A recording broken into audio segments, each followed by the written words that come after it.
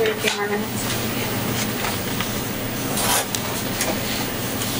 Yes, Ron's not here yet. See,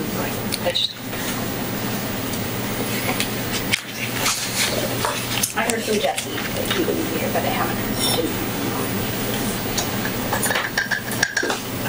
So who participated in the bike race thing this year?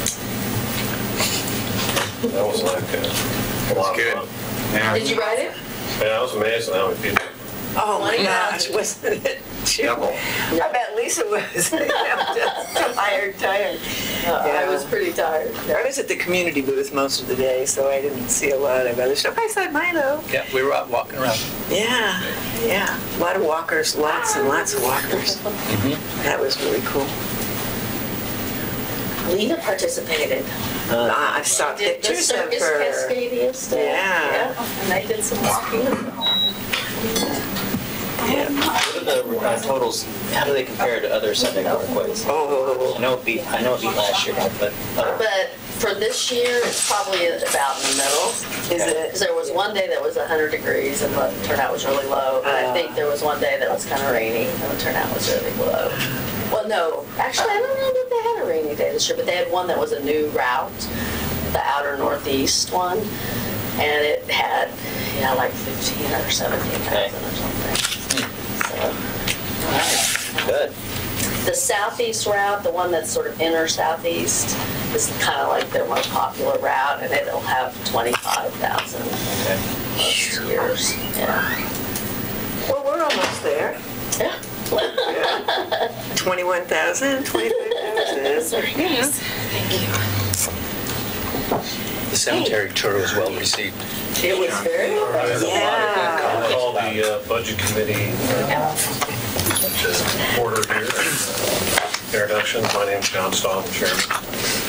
I'm Haley Fish, I'm the finance director for the city. Hi, Dennis, this is finance director. Lisa Beatty, city councilor. Angel Falconer, city councilor. Linda Park, city councilor. And Admiral City Councilor. And over city manager, and I have 2 updates, John, before we get into these. Okay. Mark Emma, Mayor. Milo Denham, Budget Committee member. Michael Osborne, citizen member. Shoot with your updates. Awesome. So one is that the last time we had this meeting, it was really hard to do minutes because people weren't leaning into the microphones. So if you can't see the mic, it can't hear you. So please just keep an eye on it tonight and make sure that you're speaking towards the microphone. The second piece is that the goal this evening is to be completed by 7 if we can. So I just wanted to outline that that would be our intent for those watching and for those in the Seems to room. work for me. Yeah. I like it. Thank you. First order of business is approval of the June 8th meeting minutes. Move to approve the minutes as written. Second. Discussion. Moved and seconded to approve the minutes as listed. All in favor? Aye. Opposed? Motion carried. Go ahead for the financial report. Yes, so, we will kind of go through 3 and 4, which is the supplemental budget discussion, as we're not proposing one right now, and the financial report will show you why. But if we step in, quarterly highlights, I would note that although I wasn't able to get an updated picture into your document on page 4, that we have received both the CAFR and PAFR awards for the reports for 2016. We received that shortly after the last meeting. So I wanted you guys to get those updates in here. Congratulations. Tony does a lot of that work, so it's her and the rest of the Good team. team. Good work, you It's a guys. good team effort. We are in the midst of the audit preparing the CAFR and the audit which will occur, field work will occur at the beginning of November right now. So that is what a lot of our team is doing. And then new data in this executive summary, if you go to the attorney fees, you can see an updated summary there. I think we were also able to make the changes that the committee had requested. I thought it was pretty interesting, actually, that of the specific attorney budgets designated at 190, that we've come in at 189 as of right now. Now, they're not correlated necessarily to the department budgets, but that was a... But overall, Yeah, it's not your overall, it budget. was really Right, close. Ash? Yep. Wow, so that was kind of interesting. Any questions there as far as legal expense goes at this time? And then we've also updated the FTE count. Again, that's based off of the 2080 hours for that fiscal year period. And again, overall, we're pretty close. Different departments have some variances due to, again, you'll see some big variances between these FTE numbers, and then when you look at the personnel services budgets, the hours correlate a little bit better than the money. I would note, like in finance, even as an example, where we show a little bit over. We had some major variances, but we brought in some administrative help or some temporary help. So that was at a much lower rate. So we have some savings in our personal services budget, but we were fully staffed as far as hours go. So just kind of comparing some of the, And so this is an hour comparison versus that when you look at the financial, it'll be more of a dollar cost impact. So the records and information management, it shows it's down more, it's the only thing that's down more than one. So, and we, Stormwater. the storm, Oh, yeah, you're right, stormwater. No, stormwater's up more Up than more one. than- More than yep. one. as far as hours, and again, I think that's probably due to some of the temporary help that are factored into these times as far as the utility work goes. As far as record information services goes, we anticipated a full being one down because of Pat's departure and the reorganization there. As far as why it's showing the extra 60, we'd have to look at that a little bit more, but we are. And so that is both the staff of the recorder and the IT people, like together? No, IT people are under you, under finance. Yes, I don't know why that title is like that. Okay. Well, actually, there's information. Information technology. Is I. Oh, got It's it. different Got it. than in- Yeah. It's different information. RIM is RIM because Yeah. they actually manage all of our data, our background information. So they're the ones who do all of our record keeping. Yeah. But it's That's just not the good. city recorder's Okay, office. okay, Information technology. okay. Any other questions on that? Well, then we can move into the actual bulk of the data. So I tried to help with the sizing by splitting the comments and onto a second page for the general fund. It's still a little small, but hopefully that helped a little bit. Yes. If you look at here, so property taxes are showing a little bit low, but pretty much on. We still have to do the year-end accrual, so we will true this up a little bit, but we will still be down. I'm anticipating about $100,000. But we've pretty much made that up in other areas. I would also note that there is some discrepancies between the intergovernmental and the miscellaneous. I believe that some of the stuff that was budgeted to come in as intergovernmental is currently sitting in the miscellaneous category. So as we go through our year-end reconciliation process, we're going to do some reclassifications just based on where the revenue is budgeted. So I'm not as worried about these negatives here. There's also a good, I wouldn't say about 100,000 of the intergovernmental is from grants that we do anticipate still getting. It's just a timing difference of when a project occurred versus when we thought it would occur and when it actually is occurring. So overall, though, revenue again is very close. When you're looking at a $17.5 million budget and you're within 100,000, we're pretty good off. I would note that franchise fees and some of the miscellaneous is due to the new Title 21 program. There's some additional fees there, and there's additional revenue from the changing business registrations and requiring that all rental properties have a business registration versus before there had been an exception for the first rental unit. So what's Title 21? Title 21 is the utility service right-of-way code that we adopted this year. Okay.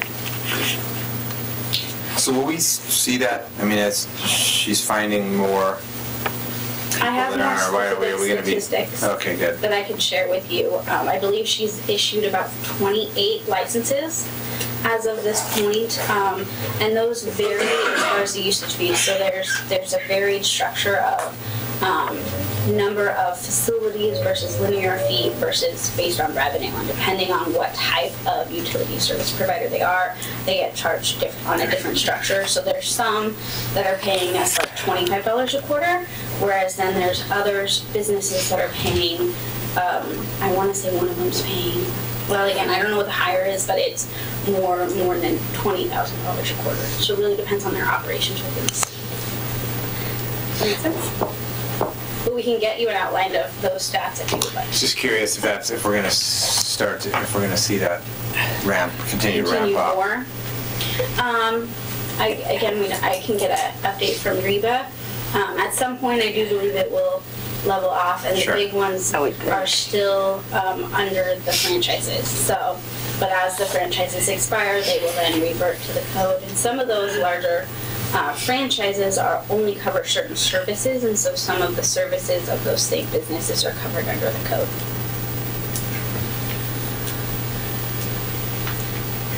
a question about the property taxes. I saw an article that talked about how some of the counties are getting, because they can see if people are doing improvements by looking at Zillow and whatever, they're sending out quite a bit of notices for increased property taxes. Are you hearing anything about that? Our property taxes are actually lower. I have not than expected. Yeah. I have not heard anything from the assessor as to whether or not they're doing more reassessments or not. We can look into it. The article said Clackamas County was one of those doing it, so I know they are, but I just didn't know if we had seen or realized any of that, where they're sending out these notices saying, we understand that you've built on a new addition. We can see it both in the satellite image and the Zillow listing and the whatever, And they were getting quite aggressive here lately. I just didn't know if you had seen that as well or heard of that. So they would have had to do it before the tax rolls came out. So if you're just hearing about it now, I would assume that would go into the next tax roll or even the one after, because generally they set the tax rolls like it's based on where your development as of January 1 or the October tax roll. So anything that's done in between that won't hit the tax rolls until the roll after that. And these were multi-year too, some of them.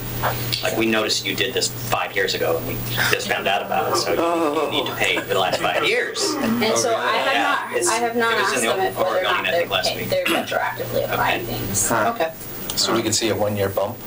Well, I don't know how much it'll affect Milwaukee, but I know that Clackamas County was mentioned as one of the ones being a little bit more aggressive, and Multnomah County had been more aggressive, and they're using the tools that they have available online now that they can see these things are occurring. Well, if Clackamas County collects more, don't we automatically get a portion of that? Yes. Mm-hmm. So it'll... If it's a Milwaukee resident, or Milwaukee property. Yeah, Right. correct. As long as it's Within in our Milwaukee. city. And I actually, the asking for past years might be, a bone of contention, but otherwise I think it's great that Clackamas County's doing that, I think they should be doing that.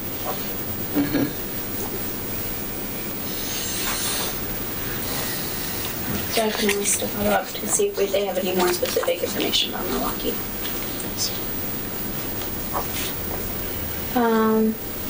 Any other questions related to the revenue portion? I'm curious about the fines and forfeitures and whether we're going to see about the same in the coming year, which would be, $600,000 shortfall. And, are we going to take that into account when we budget next go around? We will definitely take that into account going forward, and there are some sustained lower levels of collection there. We're still in trying to figure out what to do with the photo radar program, as the primary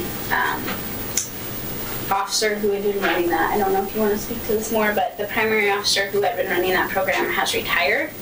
And so we're currently recruiting for 2 part-time officers, was our thought, to finish up the contract, but I don't believe the recruitment to this point has had any eligible candidates. So we are anticipating a lower level of revenue in photo radar, but revenue. Do we know what percentage of the photo radar is from Milwaukee residents and what's not? I would be surprised if we We knew that. actually can get some of that statistical I'm not sure we've information. done any statistical analysis on that. But we do have the information based on address of the, Yeah, you'd have to query that. and yeah, figure we out. could potentially query that, but we do anticipate a sustained lower level of revenue there. Right. So is that an actual loss or just a budgetary loss? I mean, are we paying expenses to have that van even though it's parked and not being used? So there are $2,000 a month lease that is lost That's every nice. month that we're not running it. And then you'll see some down expenses as well. So then besides the lease cost, we pay them per citation. Right. So there's an expense to the citation as well. So we have a lower level of expense as well as a lower level of revenue. We also see fewer court cases, so some of our staff originally were offset by those revenues, so you're seeing those covered by general fund right now. So those are the main places you see it. So we're still paying the staff, of course, so that's the loss. Because we haven't hired anybody, we still have those salary savings as well. And to be really transparent. We talked to all of you about this at the last meeting with an expectation that we were going to continue to struggle. I really appreciated that the chief has brought up concerns about retirements. We saw this coming. We've been looking since we saw this coming. But it's also, even if we do hire someone and we are able to get it back out, we are expecting to see a lower level of performance even with it fully staffed. So those are ongoing reductions that we're expecting into the new biennium. And I think that's important that you said lower level than expected, rather than a loss. I would not classify or categorize it as a loss, Well, per se. when it's parked, like, so if there's 2 months where there's nobody in it, Right. It's a we're sunk, paying $2,000 a month for it's the a sunk van, cost and from a there's no- decision years ago. So I still wouldn't call it a loss. I would just say that's a fixed expense that we've adopted years ago, made that decision. And now we just have less income to offset that. Well, and there will be a decision going forward with council about if we're unable to fill the position, what we want to do and how we want to provide that service. So That's the point of my question. we're expecting And that's to valid, yes. bring that forward in the next couple months, depending on how recruitment goes. But, we've had some internal conversations about what that looks like, and right now there's still a benefit. When you look at the safety along 224 and 99, you can see that benefit. When you see the lower accidents and fatalities, that's really important to us. So that has been in part due to that ban. And we're not ready to say we're done yet, but we're ready to say it if we can't find somebody to take it over. So we'll figure that out and we'll be in touch with council.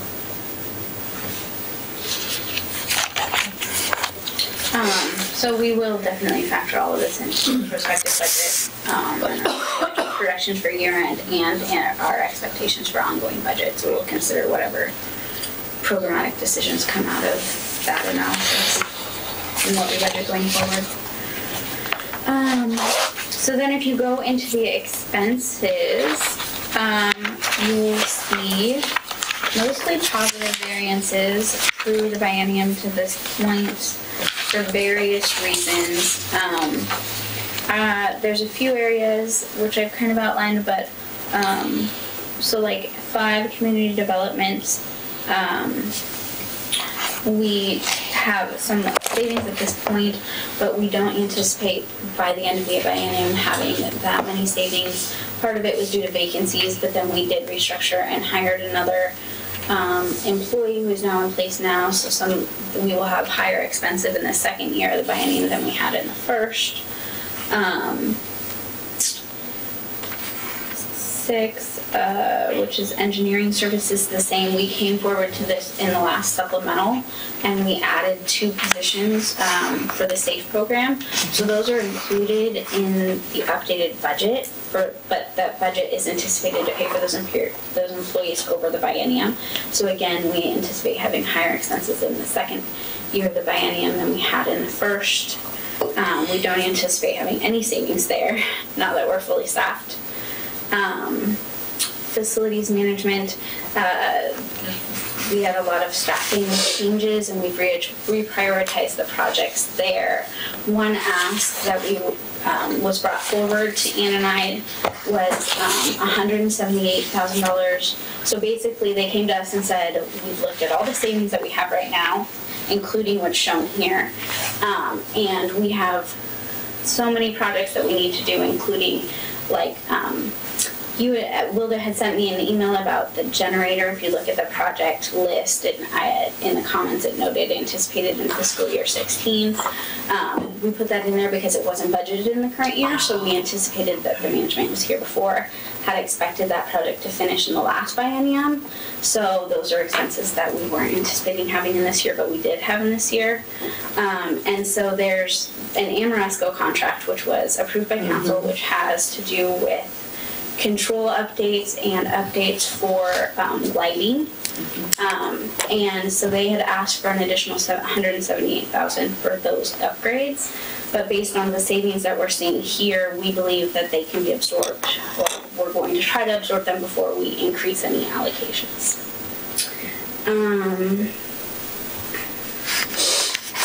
There's that. The fleet services, it was, so far we're realizing lower cost for fuel and oil, so we do expect to be able to retain some of those savings unless there's a big change in that economy.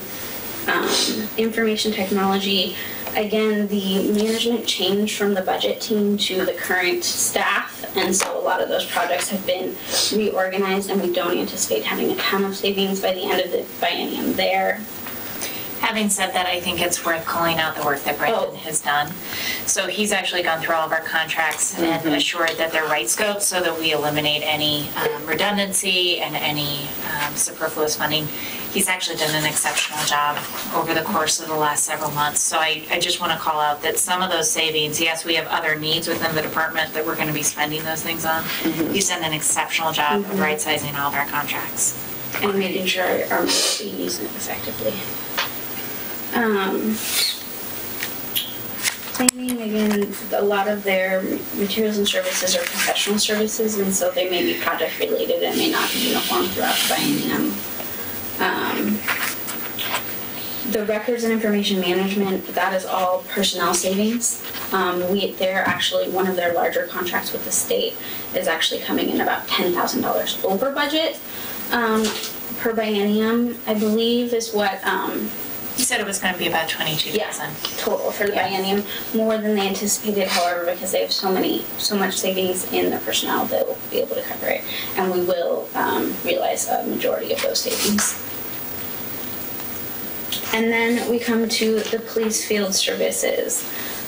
So of this amount, 80,000 is due to personal services due to vacancies, and 161,000 is due to the diligence of the PD in trying to maintain savings, knowing that one, they were having a reduction in the revenue that was coming in, and they were going out of their way to help try to offset that, and two, they knew that they had unbudgeted expenses in the radios coming up. So the current estimate for about 70 radios, which is a combination of car units and people units and units at the station, is about 150,000 right now, and that is looking like they may be able to absorb that without a budget ask.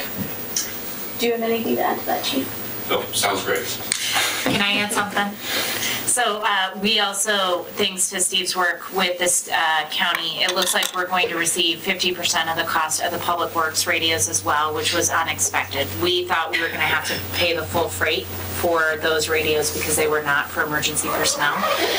And so we're also working on that, and you'll hear a little more later, but I wanted to thank both of them for their diligence on that project too.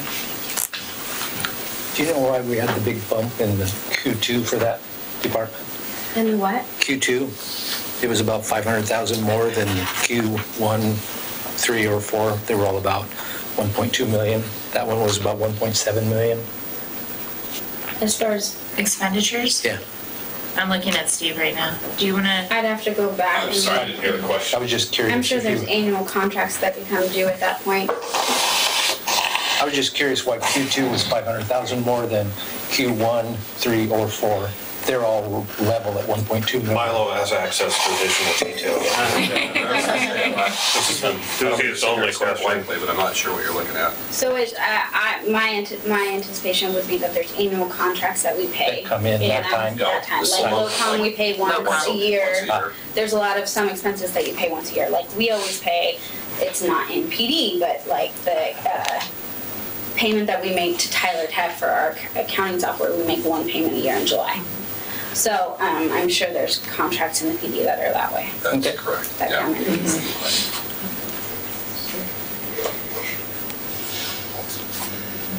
You all have access to the information. No one else seemed to want it. Where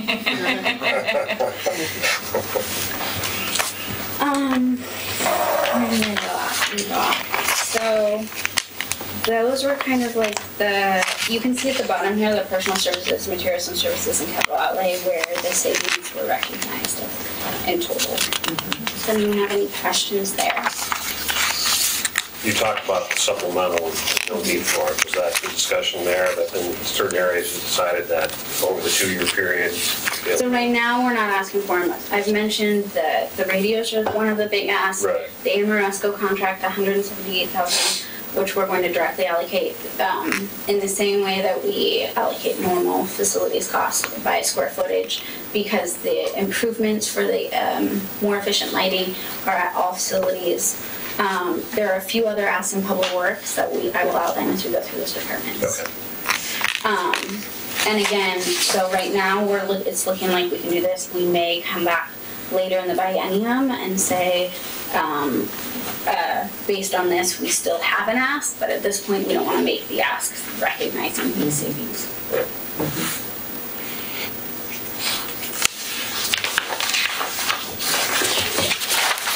So if we move to page 7,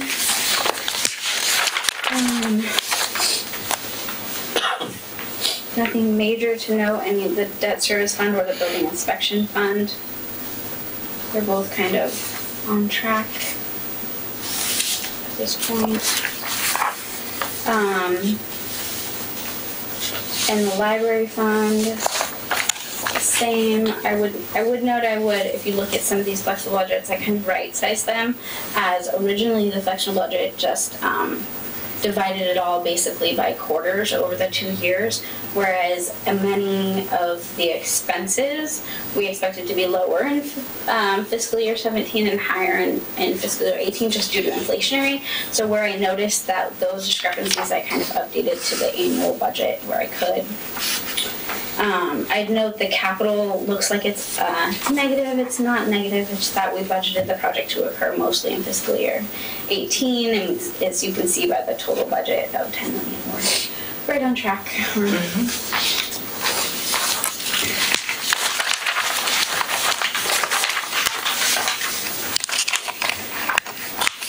So I'm going to skip page 9 as we get into a lot more detail when we go into the next couple pages. You'll notice, I think this is the second report where the street fund now has 3 departments because we've council adopted the SAFE program. On page 10, you have the state gas tax program.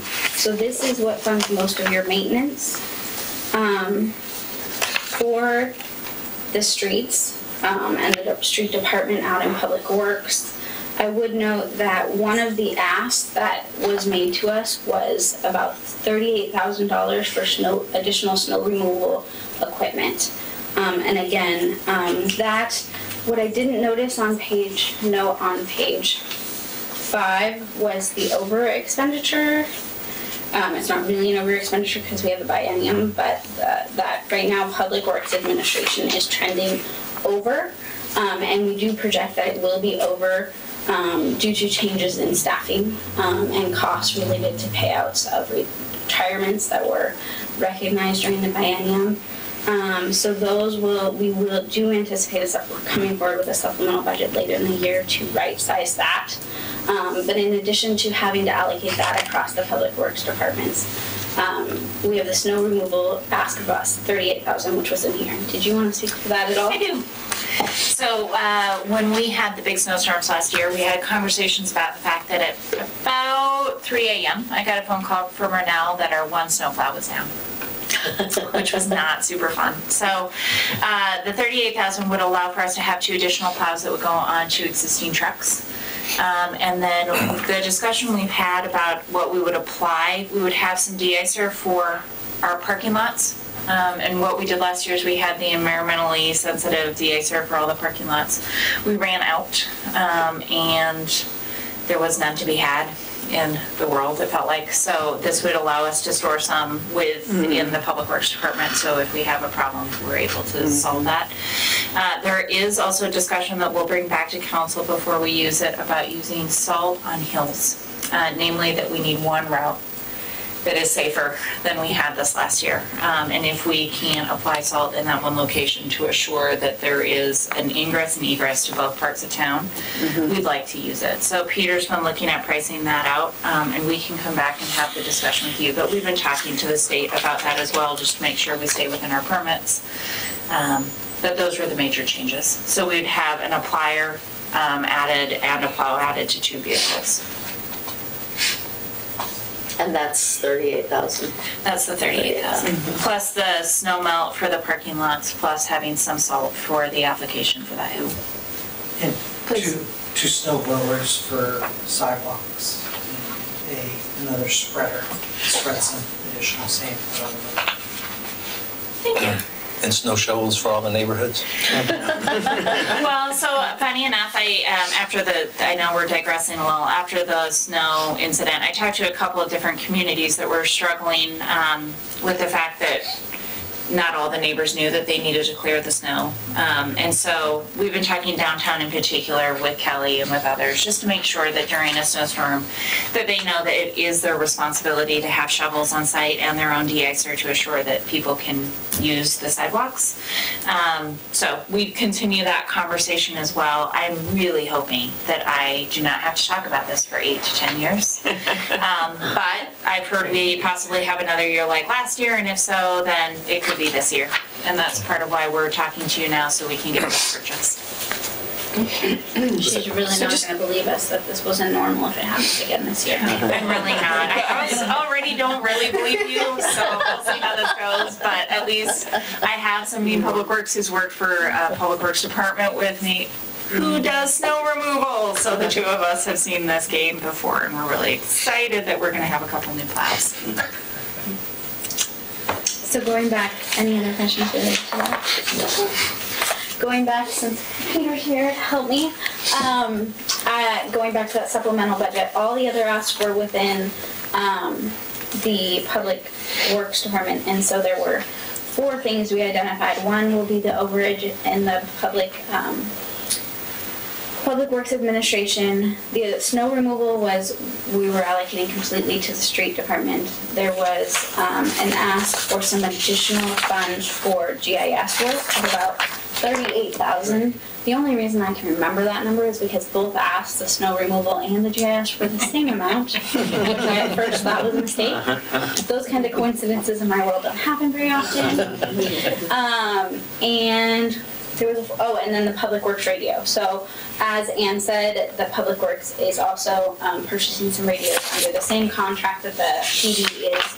They are estimating a need for 46 radios, and the estimate came back again way better than we expected. I made a note somewhere. So it came back at about $64,500 for the Public Works total. So that would be split between the 4 departments, so approximately $16,000 for that portion of it. So, but again, at this time, we're not asking for increases anymore. We're going to see where their materials and services kind of lie later in the year. Anything to add there? No, you got it covered. Any questions? Any questions on the state gas tax? One final question on this potential supplemental. That would be like after additional 6 months of actuals, or? So we are actually later in this meeting going to start talking about the budget process for next year, as internally we're starting to kick that off. Actually already we started working on updating our capital improvement plan, and so we are going to be asking departments to make their initial asks and have those back to finance in November. So by the December and or very latest the March meeting, we should be able to come back to you guys with not only actuals to that point, but projections of where we anticipate being at year end. When are you going to have a capital improvements list available? It won't be published until publicly available. It will be the first that we'll get out is through the budget process. It will. It goes through a very big process as well.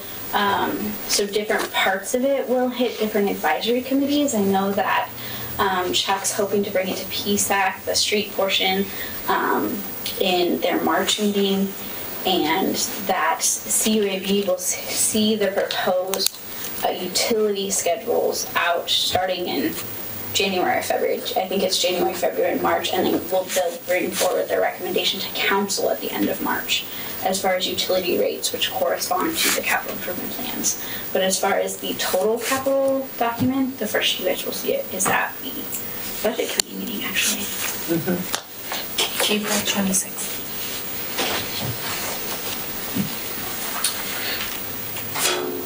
So I'll move on to the SSMP and SAFE program on pages 11. Again, everything is pretty much on. Oh, I'm sorry. Yeah. Gas tax Yes. went up, right? When does that kick in? It has not gone up yet, I don't believe. I'm not sure what the I effective think it will- starts in January. Yeah, that was gonna be my guess. We Right. do have estimates of what those amounts would be. Pretty sure. And we are building those into the bond program that we're going to bring to council for, into just the capital plan for the streets in total, which will come before council when we come forward with a potential bonding structure for street improvements. When are we thinking about that? Yesterday.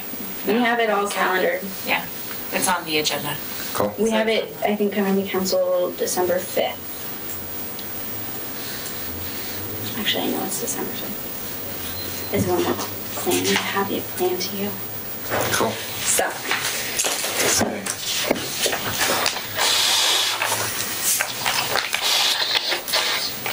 so again, revenues are down a little bit. I know that the franchise privilege tax is complete. We get one payment from PG annually, so we recognized less than we anticipated there. It's based on the revenue they report to us, so we are going through separately. Reba, one of the projects Reba is working on is auditing PG, so hopefully that will get verified through that process. Will be interesting. I mean, that's the upshot of solar. If we're effective with Solarize, then we have less franchise fees from PG, right? That's true. Yeah. A little bit. Your energy consumption goes down, we would have less. That's because all of our franchise and other models are based on revenue. So if we are effective in reducing energy, we will have less revenue in those things.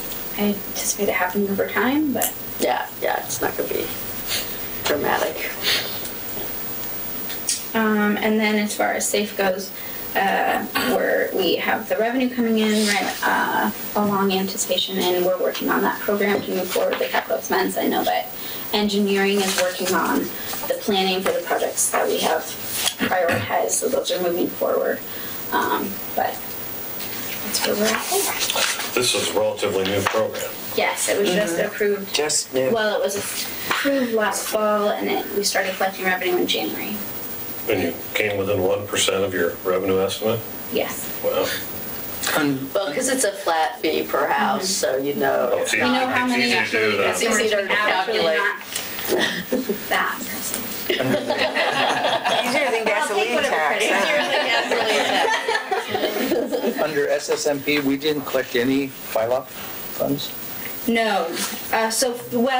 Part of that's a reconciliation issue. Actually, FELOC, we don't anticipate getting that much. There's restrictions on when we could get FELOC, and the only reason we would get FELOC is if a company decided to pay us rather than make the improvements. So again, the restrictions mean we'd rather them just do the improvements than give us money to have to do them later.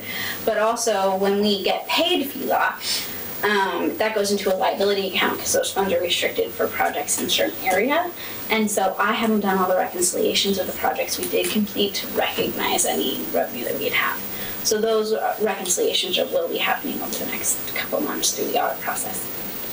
Although you will see that I recognized in our funds, I think in stormwater, FELOC funds, which is really needs to be transferred to that liability account. They were FELOC funds paid by TriMet that, again, are going to be a liability until we do eligible projects. Anything else?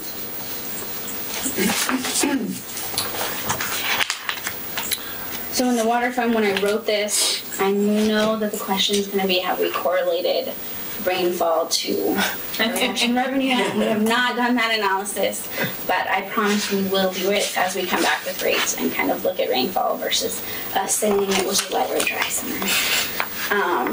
So I can't answer that question yet, but I did know also that one of our largest customers had a faulty meter And so they were billed at a much lower rate, and we have since processed an adjustment, and we'll be collecting that over the next several months. So that only accounts for about 50,000 of the reduction. So we are still coming in a little bit lower than we anticipated. Sorry to do this to you, but state gas tax, going back to that for a second. Question came up this morning. Once the state gas tax does hit its it's going to be ramping up over the next, what is it, 2 or 3 years or something, right? And then it's going to hit some kind of a plateau. Once we get to that plateau, how close are we to being able to meet what was calculated by Chuck annually? I believe we get halfway to the deficit. I believe the deficit was 700,000 more, and we only got to like 350 averaged over the first 10 years of the program. I think the average anticipation, the final version was about 350, and that was about half of what we thought we were going to get when the state first passed it. The final numbers that the state came out with were a lot lower than the preliminary ones. So we're anticipating on average about 350,000 more, and Chuck, I believe, said we needed 700,000 more. Okay, because the county is still We've thinking looked at about that. I don't have the spreadsheet in front of vehicle me, but that's registration my fees. best. That's my understanding of where we ended up based on the company. Well, their staff is recommending to them that they wait 2 years. Oh, really? That's interesting. That was. But I'm not sure that Jim's going to be willing to wait 2 years. Well, and those funds still haven't been prioritized by council. So we're going to be having that discussion going into the budget cycle. I talked to a number of you just about the fact that those are possible uses, could be things like plazas or other uses downtown as well for the short term.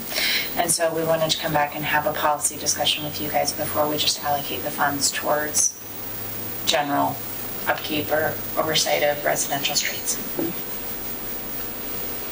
I think staff's actually recommending 2/3 go into the project. Right now, we're planning 2/3 go into the project. Projects that we're considering with SAFE and SSMP, and 1/3 goes to maintenance. But again, it's still being developed. So working with Peter's team and actually getting them additional crews to fill potholes and to take care of the newly improved roads. So we'll come back to you guys when we're ready. So on the question about or on the comment you made about one of the largest customers' meter wasn't accurate. I know for residential, the Amoresco folks went around and did like spot testing of meters, and we found our meters were pretty good. But for big customers, do we actually, and this is probably a Peter question, do we actually check their meters very often? Do we have a program for? I know Amoresco can you Come up to the microphone. I can't speak specifically for that meter at the time, but typically you always check your biggest customers' meters on a routine basis, and I don't know. I think it was when it started happening last September. And there was some issues with that. I think that customer is served by 2 utilities actually, both the city of Milwaukee and Portland. So we weren't sure if maybe they were using water from Portland at the time as part of the issue.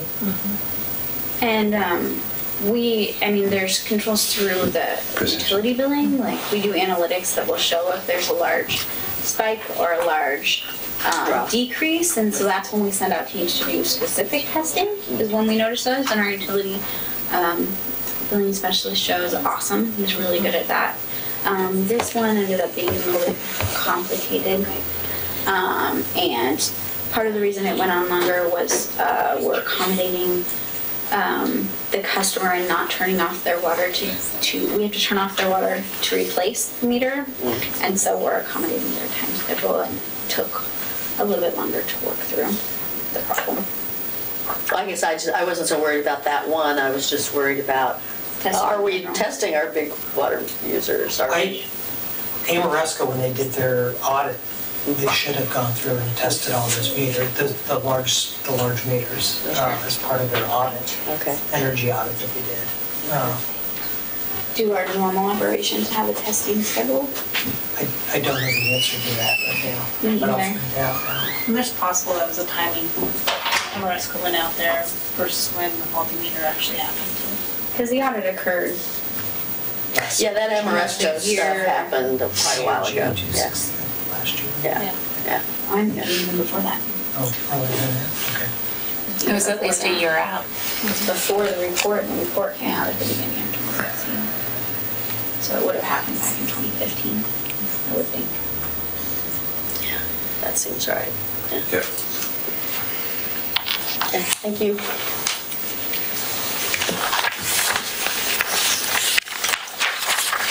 Are there any other questions on water?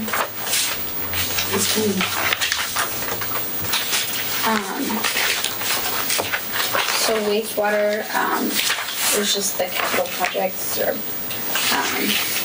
don't happen uniformly, and the grants correspond to that, and so they look down, but it's just due to timing variances.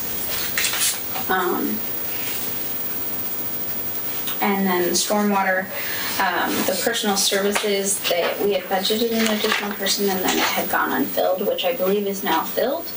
So going forward, that will make up some of that ground.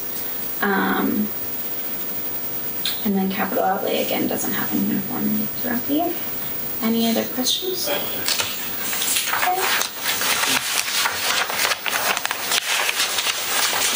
So with that, moving into the project list, again, it wasn't actually a typo on the PSP generator. It just hadn't been budgeted in the current biennial. Okay. So I was giving them credit for having budgeted it the year before.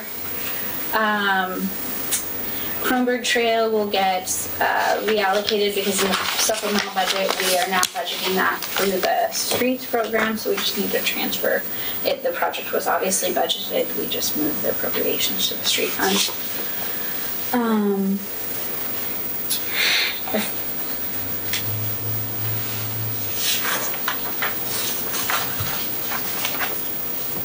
The library is under... Did the insurance pay for the pond house? Yeah. We got a payout, a settlement of $36,000, I want to say. I haven't seen what the final project costs were. I think it came down to 33, but some of that money was revenue to the Friends of the Library because they lost sales during the time. So I think that's about how it's That makes sense. But they're over there today. They've been working. Oh, they're back in today? Yeah, they've been over the last couple weeks getting it done. So the siding's up and they've been doing the interior work. I saw that the exterior, I was over at the pond house last week, and I saw the exterior was done. I got all excited, and then when I was inside, I'm like, oh yeah, it's not done. Well, and just so people know, since it's a big project, 42nd, we've notified the neighbors that it starts work in a week and a half. So Contract's been issued there. Contract's issued. I was going to mention. And I have to thank the team because you can actually cross the road the whole time the contract is taking place. So there will be no shutdowns of any of our streets during the reinstall. Okay. So I didn't have any specific project updates. Does anyone have any questions about a specific project? Well, actually, on the PSP generators, that's our costs for the installation and everything, because the fire district actually bought the generator? Exactly. So we have an MOU with the fire district. They paid for the actual equipment. We paid for the install, and then we have an agreement that It'll actually be because it's our asset. And if they, as long as they stay in the facility through the life of it, it's good. If if we were to evict them for some reason prior to the useful life of the asset, then we would have paid them back for the depreciated value. But just so council knows, I know two of you know, we'll be doing an updated interlocal agreement with them probably in 3 weeks, maybe 4 on council agenda, and it simply is to amend it for the generator.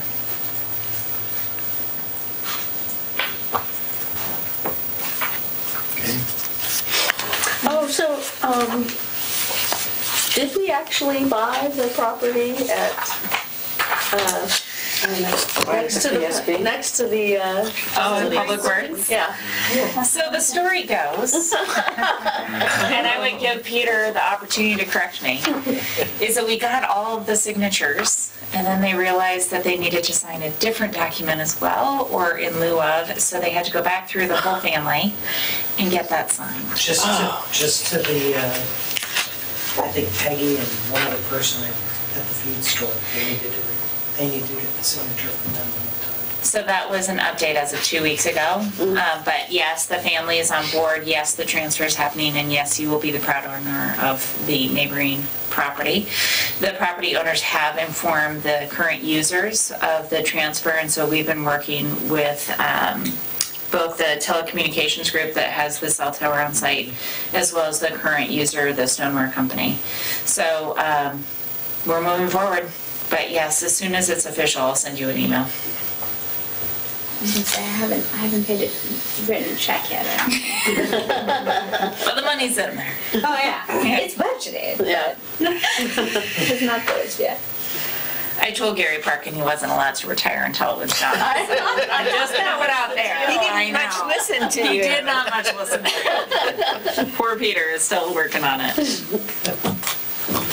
Any other questions on the project list? So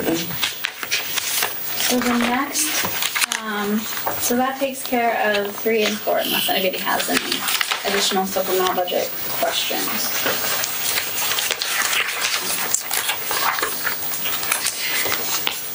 I just have one to add, because we didn't talk about it, but my department, so the actual city manager's office is actually doing 2 small asks. They had originally asked for supplemental funds, but we can do it in-house. So we are actually going to get a new plotter inside of the city manager's office, just because we print so many of the events calendars and stuff, and the older plotters have been difficult to get out to, get printed, get back to the office. So we're killing a large amount of staff time in the transfer. So we found one that is perfect for their needs. It's not that much money, and we've realized we can do it in-house. So just so you guys know, you'll see that new equipment coming in, and that's what it is. And then during the next budget cycle, you'll probably see us asking to increase those. Replace those out at JCP and other places. I was like, well, I'm giving you another one. I don't get another one? You get one here, and then they may ask for replacement. They have higher needs as far as they're looking for some scanning capabilities and some other things on the plotters out at JCB. And the plotters out there are so old that it was not recommended by AT that we repurpose one of them. But because they don't need all of the scanning capabilities and some of the other features, they can get one at a more reasonable price that meet the need here. And so we can just go ahead and do that now. Thanks. And I think they also asked for a video camera. They did. I think that somehow walked away at some event years ago, and we've been trying to. There's also a lot of technological advances if it was very many years ago. Yeah. I think it was several years ago. It was one of those giant things that weighed It's probably warranted either. It was probably warranted. It was like 3 or 4 years ago. But we've had a lot of requests for doing some fun little website shows that explain how we do things and special events and what's going on. So this is also a way just to capture that and get them up, have more of a web presence. Okay. So on that, I recommend that we move to the biennial budget process discussion. This is just a start to the discussion, but I printed a budget calendar for you guys. It's like this. So this is kind of same format with a little bit more detail, but that goes in the actual budget document. So this is kind of the outline that we'd recommend. I also included proposed schedule of meetings throughout the biennium, since I'm overlaying the CIP and the actual budget process. These timing approximately works into a point that we may have additional information for you guys at these points. And I also put in when the financial status report is due to you guys, so you guys can help hold me accountable to getting you that report to give you more time to review it in advance. So those deadlines are also included on this calendar. So just kind of walking through the process, from now until December is when we're going to start talking with the departments. The CIP process is headed by our community development and engineering departments, and so they've already put out their schedule and their asks for that. And then this is my first step in talking about the budget. I will then take this to the management team. It goes through almost the same process that we've gone through in the past with some additions that I'll outline. So the next meeting would be December 14th is what I'm proposing. And we kind of go through the asks, which include a projection of the current year numbers. And so that's done in about November, and then in December I take all those asks and I put them into the 5-year forecast, and then that is to be done by the end of December, so that the management team can then look at that and see where we're starting from. And then basically from January until March, the management team goes through the process of right-sizing that based on the projections of revenue and the ask for expense. So in January, again, so it shows budgetary constraints identified, and that's when Ann and I start negotiating with the departments. In March is when we finish that, and we would have our Q2 quarterly meeting with you guys. And then in April is when we kick off the official biennial budget discussions. And so I'm proposing that we move from a 3-meeting schedule to a 4-meeting schedule, that you would be provided the budget document at the first meeting, but at that meeting, the only things we'd be going over are the budget message and then the document. We'd show you where the CIP document is and how the structure is. You guys would then have 2 weeks to start reviewing the document, and then we'd come back for the first meeting where we'd start the presentation with the department heads. We will outline specifically which departments would be presenting on the first night and which departments would be presented at the second night. And then it's really the second and third meeting. And then that fourth meeting is held just in case if you guys have additional questions. So if we've identified things on the first 3 nights that we want to talk about further, or you've asked for questions, we can bring back information. So we have that fourth night. But there's only a week in between the second 3 meetings versus the prior process was to have 3 meetings each 2 weeks apart. Mm-hmm. So any comments, questions, thoughts on that proposal? These weren't done on consecutive days last time, weren't they? Or was it week in between? There were 2 weeks in between each meeting prior. Yeah. And I'm proposing 2 weeks between the first meeting where you get the document and the second meeting where we start going through the detail, right, but then only 1 week between each of those meetings. Mm-hmm. Yeah. I like it. Makes sense. Yeah, it's really workable. Thank you. Doable. At 2 weeks, I think, well, if it's me, I'm also, as you can tell, a little bit of a procrastinator. I'm going to wait until a few nights before it's due anyways to look at it. So give me 2 weeks, so I'm pushed out. So I figured you really don't have. Just plan ahead for that 1 week. But again, at this point, if you guys look over this and have any questions or recommendations as far as the process goes, we still have time to schedule my vacation. He's So now I know when to schedule my vacation. Month of May. I'm not allowed to go anywhere now. Double my child care. Steve may be busy. Then I get to speak for him. So then by June it goes to council for adoption. Any other questions on this? When we have that first meeting on April 26th, is that also then when the budget document becomes public? Yes. And that's Because part of you why we're can't doing do it one this way. without the other. Right. Right. Yeah. Right. So we will publish all the necessary stuff for this meeting schedule and note that the document will be available starting on that day for the public. Okay. I would note that at the March Budget Committee meeting, I have noted that one of the topics I'd like to talk about is establishing, I call them rules of engagement, but just kind of setting up ground rules for how this committee wants to move through that process going forward. Be it additional asks, whether you want to have more than at least 2 people or half of the committee, or how you'd like to, and what avenues you'd like to request additional information from staff on the document. Again, like I said, if you want to set up some sort of bubble list or some way to track which items we're continuing forward, or you would like more information on, things like that. So again, we'll, at the budget committee quarterly meetings, we'll continue to talk about the process, but I've outlined that for discussion at the March meeting. Good. And additional trainings about the process. I don't know, were all of the budget committee meetings involved in the last biennium? Yes. So that, we do have some new counselors. I was just really great, but so we'll continue to talk over the next few quarterly meetings about that process and the type of information that's coming forward. Any other questions there? So the last thing on our agenda, like last time I had the budget, the brainstorm revenue generating ideas. One thing that we had talked about when that had come up was that the city was going through a visioning process. And so I wanted to make sure, I know the counselors all have probably 10 copies of this, they can get it online, so we probably didn't need to make you guys copies, sorry. You can give them back and we can have them in the office for other people if you don't want that copy. Yeah, we can put them out for other people.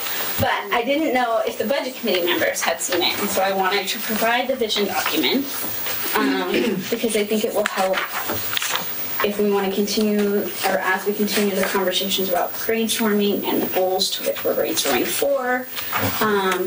This document will be key in how management's assessing the CIP and our approach to spending money.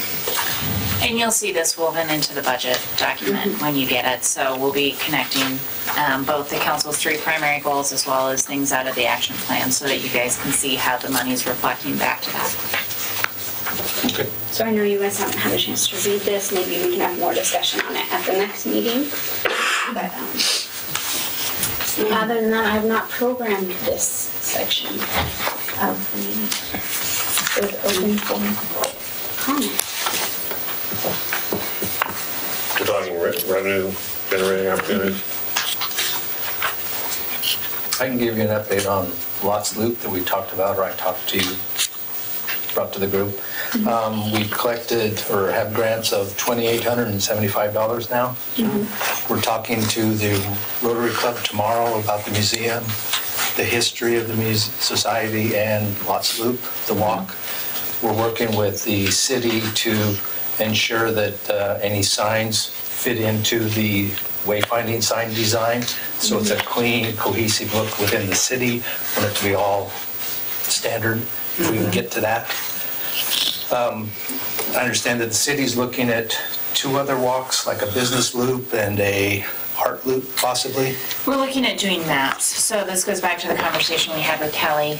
So actually developing a downtown map and then having overlays that would allow us to do like an art loop or doing these other types of city generated. And by the way, I looked in all of my old documents at home to see if I still had the city map that our Chamber of Commerce had done for tourism several years ago, and unfortunately I could not find it. I checked with the chamber and they don't have any of the older documents. Well, the really great thing is last week and a half ago, we gave a tour to Tigard. And actually staff generated this map and I opened it up and I said, this is what we need. This is it. This is great. Perfect. So actually it was incredibly useful. The walking component and the design of how you got around town was perfect. Yeah. So I actually think we're well on our way on that project. Yeah. It was great. Good. Well, in fact, Joanne Harrigal had helped us develop the one we use, so I bet you guys keep things like forever, so it must be there somewhere. I'm sure it's there which somewhere. is a good thing, better than, what we did. Yeah. So hopefully that will help boost tourism. That's the goal. Yeah. Because Lots Loop starts and ends right out the front door here, is the goal. Well, and on that note, I know we talked about it off camera, but I think that things like the Sunday Parkways this last weekend do a lot for bringing in people, for Yes. changing Milwaukee in the direction everybody wants to go. And I think that everything we can do to support that is really great. So thank you guys for those. It looks like everyone participated. Thank you everyone for coming out for that. Yeah, I was pretty surprised, not really surprised, but I guess I was pleased that at the community booth, I hardly saw anybody that I really knew really well. Most of the people that stopped by the booth were, folks that really had questions. A lot of them had questions about what's the route of the parkways, and that, but then they stayed and had other conversation too. And how many people said to me, oh, we're thinking about moving to Milwaukee, and questions that came to me about, do you permit ADUs? Do you permit tiny homes? Can I build a duplex with an ADU in the backyard? And, all this kind of stuff. And I'm like, you guys need to go on our website and see all the stuff we're working on. It's just fitting with almost everything that people talk to me about were things that this city is in the middle of discussing or helping to move forward or whatever. And there was so much conversation, with the folks there. It was pretty amazing. Well, we got a lot of volunteers. We had one helping us with helmets who just moved here like a year ago. Lived in Selwood for 25 years, moved here a year ago, and we had several of the people who are active in Bike Milwaukee now are people who've moved here in the last year or two. So yeah, it's good. Good energy. I heard of quite a few comments about that this was the last year for Milwaukee Sunday Parkway. So I just want to let folks know that it's not the case. It's not. It's just the last year we're partnering with Portland. I'm glad you mentioned that because that was something that came to us a lot in the community booth also. And it's like, no. 2 years with Portland and then, do it ourselves with, Superwoman Beatty over there.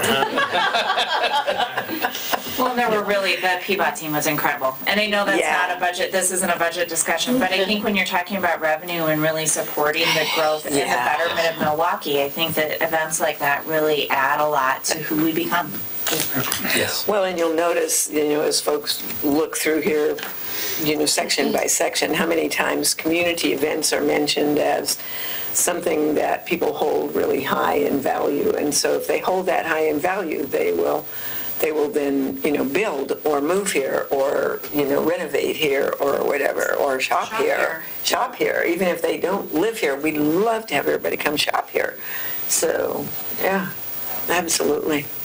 And tourism here. Visit. It's like the Maximize Music Happy Hour that was held at the food carts. Yeah, it was great. I'd like to see more of those in the coming years. Artmont did a really great job on that event and took hold of it and owned it and knocked it out of the park. So we've seen a number of those. We've got a couple of big events now coming up. It's hard to believe, but soon we'll be looking at the Umbrella Parade. We've got Winter Solstice. I know I'm not ready. But I am excited for the events. Do we have a new sound system yet? We are actually having discussions on that. Cool. So we are, I believe you guys actually added a little bit of revenue. So we are looking at figuring that out. But it may be that instead of buying, because we'd really just like to have a high quality sound system for the event, that we actually just hire a firm to come in and do it. Good idea. Because we just can't buy at the caliber we would want to buy at. So we're trying to figure that out right now.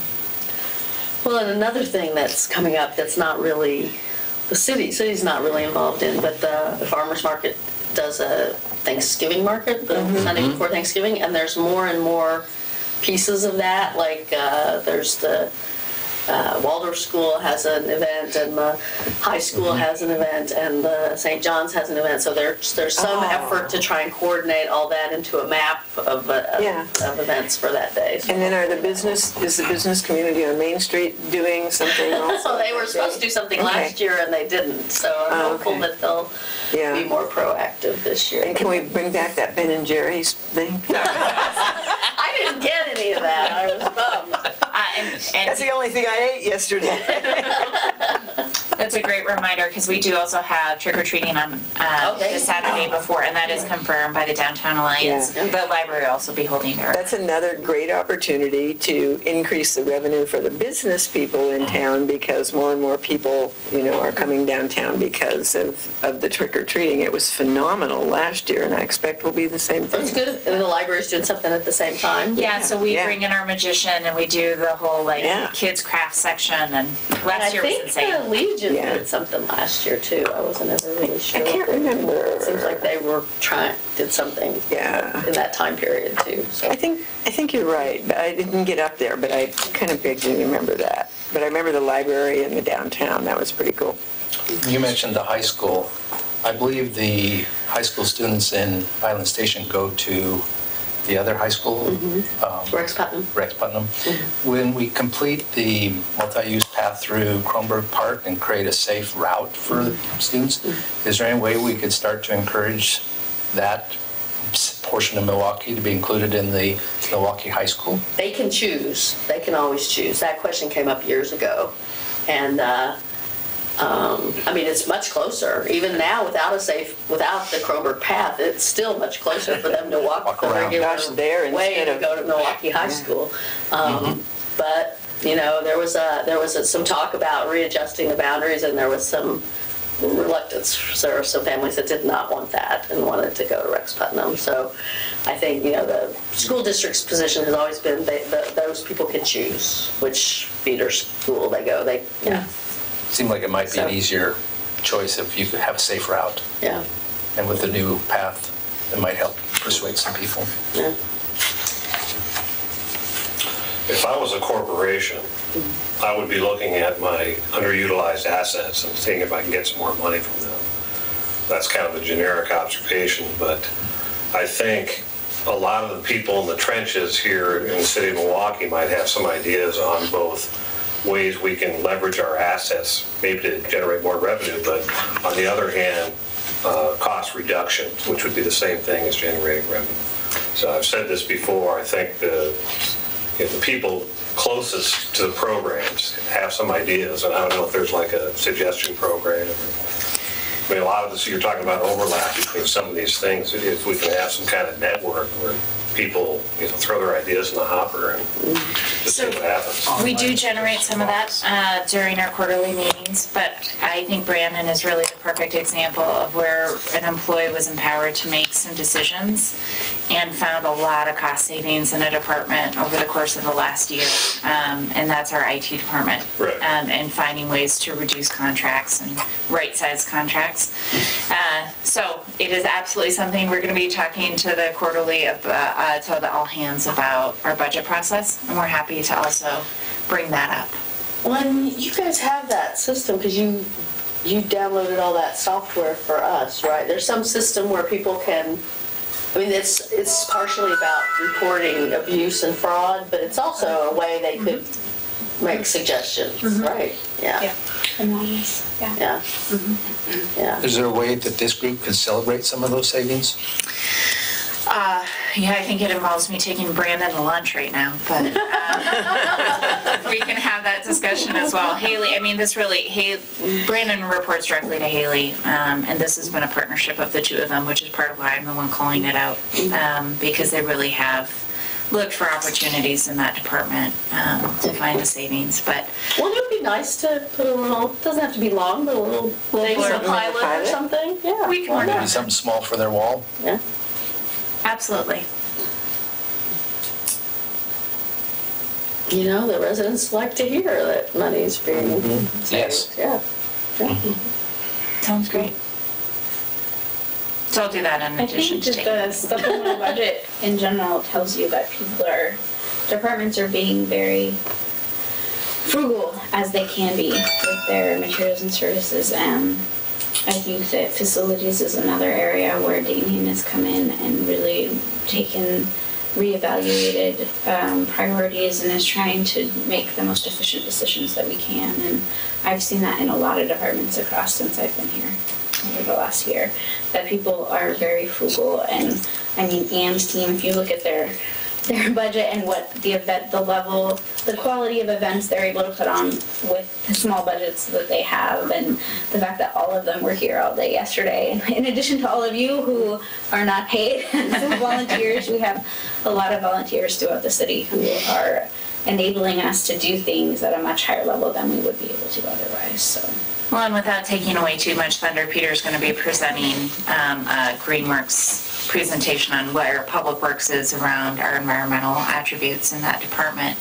But one of the things that you'll see is in the fleet, we've done a nice job of reducing the size of vehicles so that we're not using as much gas. And we have seen those savings, and those are being realized in this budget as well. So thank you, Haley, for the reminder. So a lot of what I talked about is ongoing. It is, and it's an ethic of the city. We're I think the term was scrappy that was used when I first got here. We try and make really great things happen on small budgets. We're the town that is proud of that. And we're really proud of the work that we do and the budgets we do it on. So we do it every day. Thank you. There's always room for improvement. Always. TQM and all that stuff. Okay. So with that. I guess I'll entertain a motion to adjourn. Move to adjourn. I'll second. Moved and second to adjourn, discussion. All in favor? Aye. Good job.